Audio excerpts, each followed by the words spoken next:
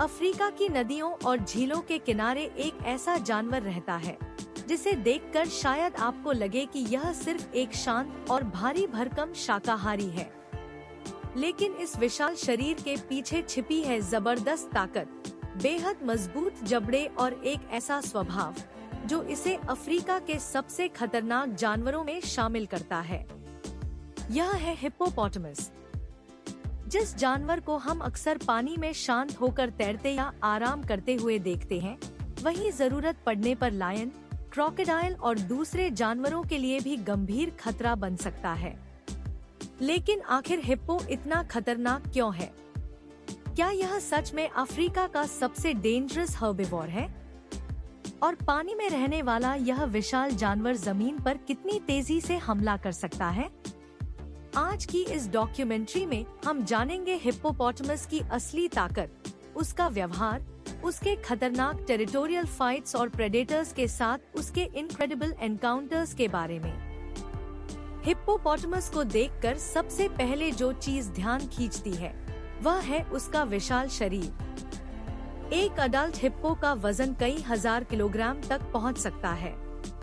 इसका शरीर भारी और मजबूत है, पैर छोटे हैं लेकिन मस्कुलर है और मुंह इतना बड़ा कि जब यह अपने जॉस खोलता है तो पूरा सिर ही अलग रूप ले लेता है।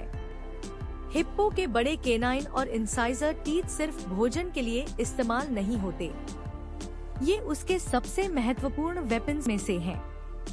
लेकिन यहाँ एक बात समझना जरूरी है, हिप्पो एक प्रेडेटर नहीं है। यह मुख्य रूप से हर्बिवोर है और इसका भोजन ज्यादातर ग्रास और वेजिटेशन पर निर्भर करता है। फिर भी इसका बिहेवियर इसे दूसरे हर्बिवोर्स से अलग बनाता है। हिप्पो का सबसे महत्वपूर्ण हिस्सा है उसका टेरिटोरी। नदियों और पानी के आसपास का इलाका उसके लिए सिर्फ पानी पीने की जगह नहीं है। यही जगह आराम करने, शरीर को ठंडा रखने, सोशल इंटरैक्शन और अपने क्षेत्र की रक्षा करने के लिए भी बेहद महत्वपूर्ण है। और अगर कोई दूसरा हिप्पो उसके टेरिटरी में घुस जाए तो शांत दिखाई देने वाला यह जानवर अचानक बेहद एग्रेसिव हो सकता है। दो अडल्ट मेल हिप्पोस के बीच टेरिटोरियल कॉन्फ्रॉन्टेशन किसी भी वाइल्ड लाइफ एनकाउंटर से कम ड्रामेटिक नहीं होता। दोनों एक दूसरे के सामने आते हैं, वे अपने शरीर का आकार दिखाते हैं, मुंह खोलकर वार्निंग देते हैं, और अगर वार्निंग काम नहीं करती तो कॉन्फ्रॉन्टेशन शुरू हो सकता है। ऐसे मुकाबले में हिप्पो अपने मैसिव जॉस और पावरफुल टीथ का इस्तेमाल कर सकता है। एक गंभीर बाइट दूसरे हिप्पो को बुरी तरह घायल कर सकता है। यानी हिप्पो के लिए उसके बड़े दांत सिर्फ भोजन से जुड़े नहीं हैं, वे उसके टेरिटरी और डोमिनेंस की लड़ाई में भी महत्वपूर्ण भूमिका निभाते हैं। लेकिन हिप्पो का सबसे बड़ा फायदा सिर्फ उसके जॉस नहीं है, उसका पूरा शरीर ही एक पावरफुल वेपन है।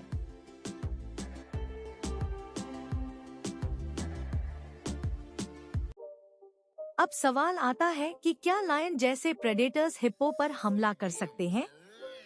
जवाब है हाँ, लेकिन एक हेल्दी अडल्ट हिप्पो आसान टारगेट नहीं है। लायन एक स्किल्ड प्रेडेटर है, वह टीम वर्क का इस्तेमाल कर सकता है, प्रे को घेर सकता है और कमजोर इंडिविजुअल को टारगेट कर सकता है। लेकिन एक अडल्ट हिप्पो के सामने सिचुएशन पूरी तरह बदल जाती है।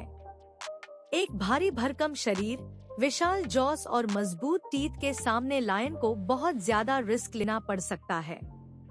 इसीलिए किसी हेल्दी अडल्ट हिप्पो पर हमला करना लायन के लिए आसान डिसीजन नहीं है।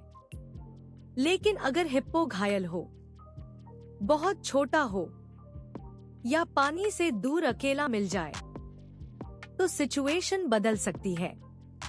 यहीं से प्रेडेटर और प्रे के बीच असली सर्वाइवल गेम शुरू होती है और हिप्पो के लिए सबसे खतरनाक समय में से एक हो सकता है।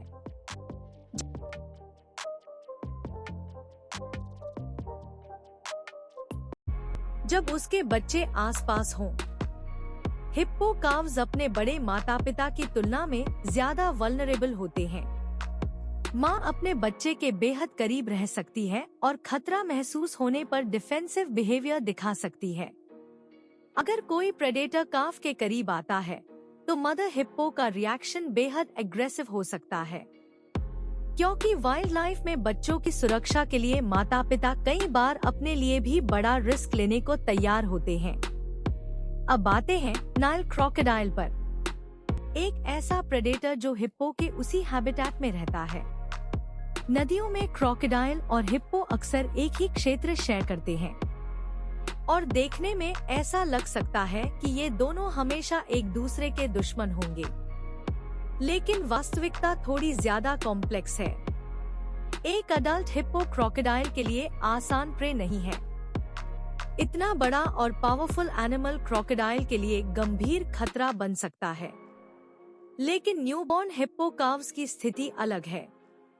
छोटे काव्स ज्यादा वल्नरेबल होते हैं, इसलिए हिप्पो मदर्स अपने बच्चों को पानी में और उसके आसपास बहुत करीब से प्रोटेक्ट करती हैं। अगर क्रोकोडाइल बहुत करीब आने की कोशिश करे तो एक मदर हिप्पो का एग्रेसिव रिस्पॉन्स उसे पीछे हटने पर मजबूर कर सकता है। लेकिन हिप्पो के लिए खतरा हमेशा प्रेडेटर्स से नहीं आता। कभी कभी सबसे बड़ा खतरा आता है दूसरे हिप्पो से। टेरिटोरियल फाइट्स हिप्पो बिहेवियर का बेहद महत्वपूर्ण हिस्सा है। मेल हिप्पोज अपने टेरिटोरी को लेकर बेहद एग्रेसिव हो सकते हैं। जब दो पावरफुल मेल्स आमने सामने आते हैं तो दोनों एक दूसरे को इंटिमिडेट करने की कोशिश करते हैं। मुंह खोलना, आवाजें निकालना, पानी में जोर से मूवमेंट करना और फिर अचानक एक वायलेंट क्लैश। उनके बड़े टीथ और मैसिव जॉस इस कॉन्फ्रॉन्टेशन को बेहद खतरनाक बना देते हैं। कभी कभी इन लड़ाइयों में गंभीर इंजरीज भी हो सकती हैं। और यही हमें बताता है कि हिप्पो की ताकत सिर्फ प्रेडेटर्स के खिलाफ डिफेंस तक सीमित नहीं है। यह अपने ही स्पीशीज के दूसरे मेंबर्स के खिलाफ भी अपने टेरिटरी की रक्षा कर सकता है। लेकिन हिप्पो सिर्फ पानी में रहने वाला जानवर नहीं है। रात के समय जब तापमान कम होता है, हिप्पोज अक्सर पानी से बाहर निकलकर ग्रासलैंड्स में ग्रेजिंग करने जाते हैं। यह उनके बिहेवियर का एक महत्वपूर्ण हिस्सा है। दिन के समय पानी हिप्पो के लिए शरीर को गर्मी से बचाने में मदद करता है। उनकी त्वचा में मौजूद विशेष सिक्रीशंस भी सूर्य की रोशनी और ड्राइंग से प्रोटेक्शन देने में भूमिका निभाते हैं। लेकिन रात में जब वातावरण ठंडा होता है तो हिप्पो जमीन पर निकलकर घंटों तक ग्रास खा सकता है। और यही एक दिलचस्प बात सामने आती है।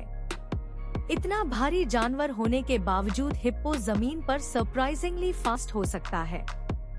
जब इसे खतरा महसूस होता है तो यह छोटी दूरी पर काफी तेज गति से दौड़ सकता है।